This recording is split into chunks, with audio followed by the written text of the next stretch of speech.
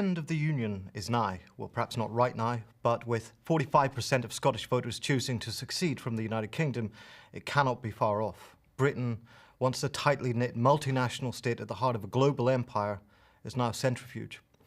For pro-independence voters in Scotland, the breakup of the UK was a means toward democracy, social justice, and the end of austerity.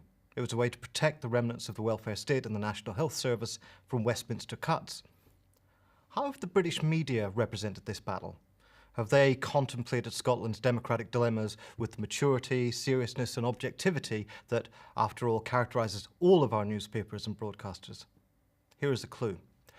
Selfish Scots don't know how lucky they are, says Melanie Reid in The Times. They're addicted to welfare and they want the something-for-nothing society, says Simon Heffer in The Spectator. And what about Alex Salmond, the leader of the Scottish National Party, a gambler and a former Maoist rabble-rouser who favoured direct action, says the Daily Mail. The Telegraph, for its part, compared him to Robert Mugabe.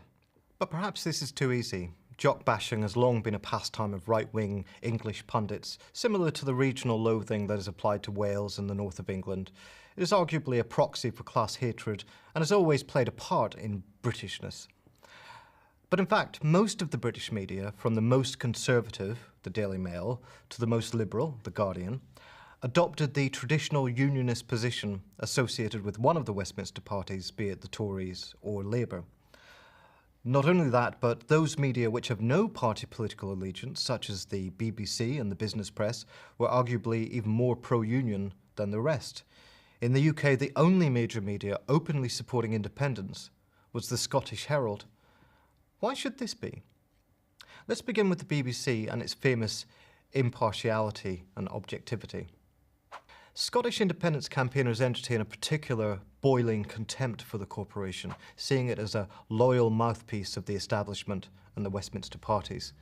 Protests have taken place outside BBC headquarters over its alleged anti-independence bias. For example, the widely read Wings Over Scotland blog pointed out recently that the BBC's coverage of a mass protest in Glasgow was illustrated by a photo of a tiny clutch of people carrying Yes placards. So are the Yes campaign right about the BBC? An academic study published on Open Democracy suggests that they are. The research noted that while both the major British broadcasters, the BBC and the ITV, or STV in Scotland, were biased against independence, the BBC was, by a significant margin, the more openly hostile to independence. It tended to feature a preponderance of anti-independence statements, a majority of anti-independence evidence, and a heavy personalisation of the debate around the character of Alex Salmond, with the latter often portrayed as selfish and undemocratic. But perhaps the most controversial moment in the campaign was when the BBC's Nick Robinson asked a question of First Minister Salmond about the reported claims that the Royal Bank of Scotland was moving its headquarters to London, implicitly in fear of independence. Why should a Scottish voter believe you, a politician, against men who are responsible for billions of pounds of profits? Salmond gave a lengthy answer rebutting this and powerfully indicting BBC bias. However, when Robinson reported the exchange later, he stated that Salmond had not answered the question. And whatever one thinks of Salmond's rejoinder, Robinson's claim was a lie. He didn't answer, but he did attack the reporting of those in what he called the metropolitan media.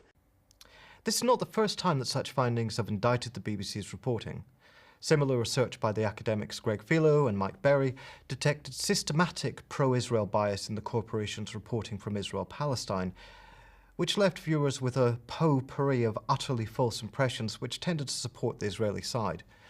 Likewise, research on bias in the media during the build-up to the invasion of Iraq found that the BBC was in fact more loyal to the British government's case for war than the commercial broadcasters, and that included even the pro-establishment media owned by Rupert Murdoch.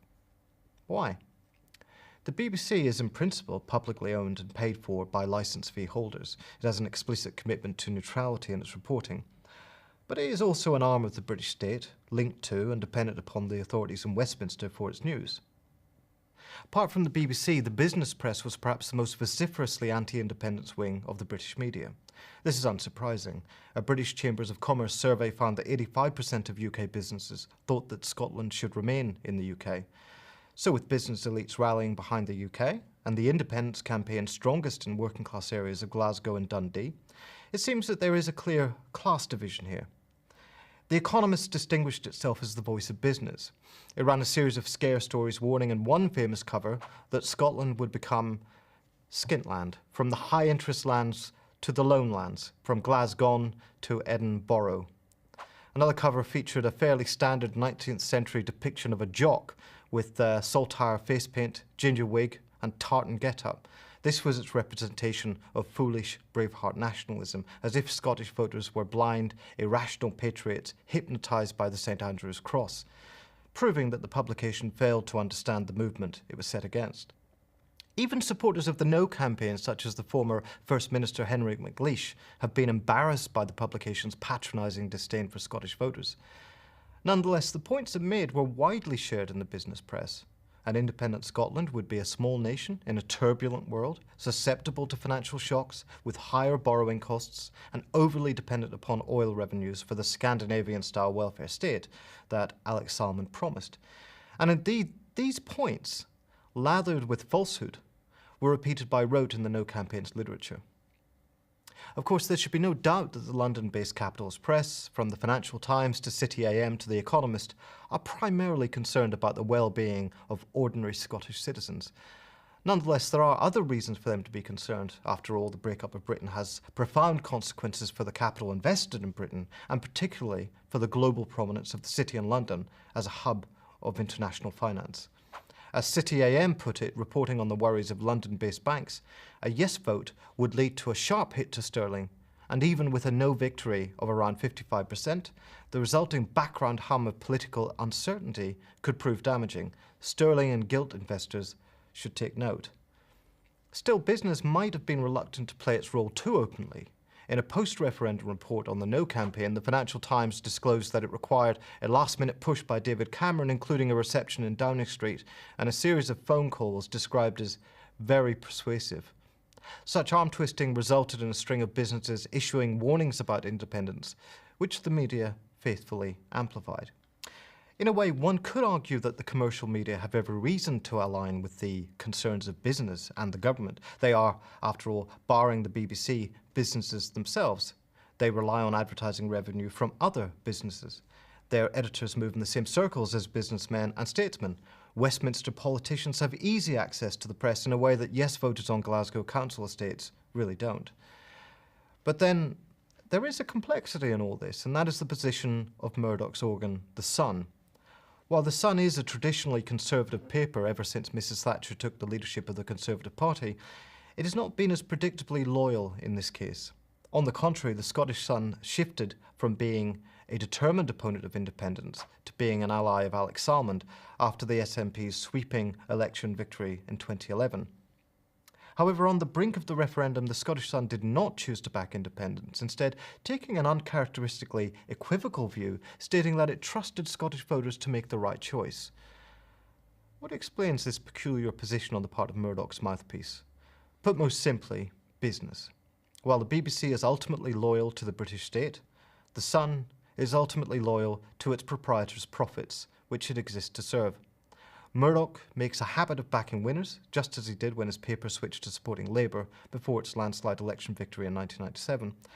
And after the News of the World scandal and the hacking inquiries, he seemed to need every friend he could get. And after all, an independent Scotland might not be too bad for his profits. The SNP had, in a bid to make an independent state competitive, pledged to reduce corporation taxes. At the final hurdle, Murdoch reverted to his former self, worrying about the far left and the Greenies who had been energised by the independence campaign. And those popular energies, it seems likely, is what most of the media were really frightened by. 45% of Scottish voters ultimately backed independence. Nothing like 45% of the British media supported that outcome. So how did the ideas and information that led to people becoming mobilised for yes actually spread? There were, in fact, grassroots campaigns, door-knocking, leafleting, and public meetings.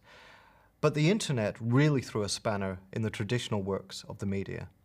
Studies show that most social media buzz around the referendum was coming from yes supporters, overwhelmingly concentrated in Glasgow, one of the 4 areas in Scotland to vote yes.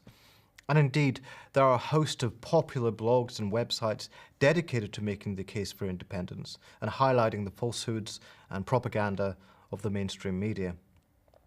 To that extent, if the yes vote was a rejection of the Westminster elite, that elite includes the London-based media.